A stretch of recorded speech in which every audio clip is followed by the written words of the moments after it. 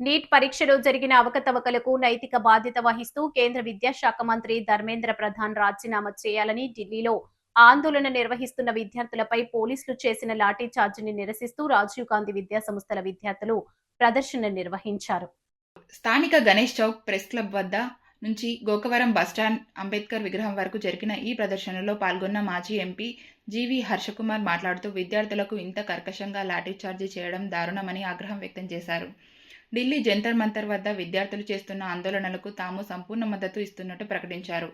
ధర్మేంద్ర ప్రధాన్ రాజీనామా చేస్తేనే నీట్ పరీక్షల్లో జరిగిన అవకతవకలు బయటపడతాయని, ఈ విషయంలో నిష్పాక్షికంగా విచారణ జరపాలని డిమాండ్ చేశారు. నీట్ పరీక్ష రద్దు కారణంగా ఆత్మహత్య చేసుకున్న విద్యార్థులకు ₹1,00,00,000 పరిహారం చెల్లించాలన్నారు. విద్యార్థులకు మద్దతుగా ఆందోళన చేస్తున్న సోనం వాంగ్చుక్ను వెంటనే ఆసుపత్రి నుంచి విడుదల చేయాలని పోలీసులు ఆయనను బలవంతంగా అరెస్టు చేయడంపై ఆగ్రహం వ్యక్తం చేశారు. కేంద్ర ప్రభుత్వం వెంటనే స్పందించాలని, ధర్మేంద్ర ప్రధాన్ను పదవి నుంచి బర్తరఫ్ చేయాలని విద్యార్థులు పెద్ద ఎత్తున నినాదాలు చేశారు. భవిష్యత్తులో ఎటువంటి అవకతవకలు జరగకుండా కఠిన చర్యలు తీసుకోవాలని డిమాండ్ చేశారు. రాజీవ్ గాంధీ విద్యాసంస్థల నిర్వాహకులు జీవీ సుందర్, జీవీ శ్రీరాజ్ తదితరులు పాల్గొన్నారు. నిన్న విద్యార్థులపై జరిగిన లాఠీ చార్జీని ఖండిస్తున్నాం. ఢిల్లీలో జంతర్ మంతర్లో మరి ప్రశాంతంగా వాళ్ళు ఆందోళన చేస్తున్నారు. చెలో పార్లమెంట్ అని పిలుపిచ్చారు. దాని సందర్భంగా పోలీసులు అమానుషంగా విద్యార్థులని కుక్కల్ని బాదినట్టు బాదారు. ఈ రోజున దేశమంతా ఆ విద్యార్థులను కొట్టిన తీరు చూసిన తర్వాత ప్రతి హృదయం చలించింది.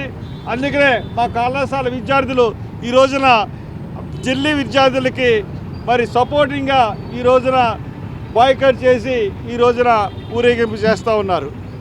వాళ్ళు ఎందుకు మాట్లాడుతున్నారు? ఢిల్లీ విద్యార్థులు నీట్లో జరిగిన అక్రమాలపై విచారణ జరిపించాలంటున్నారు.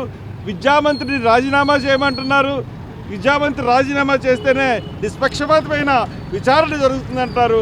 అలాగే 21 రోజులు మరి జంతర్ మంతర్లో చేసి ఇంకా ఢిల్లీ హాస్పిటల్లో ఉద్యమాన్ని నిరసన దీక్షను నిరాహార దీక్షను కొనసాగిస్తున్న సోనం వాంగ్చుక్ని వెంటనే విడుదల చేయమని వాళ్ళు కోరుతూ ఉన్నారు.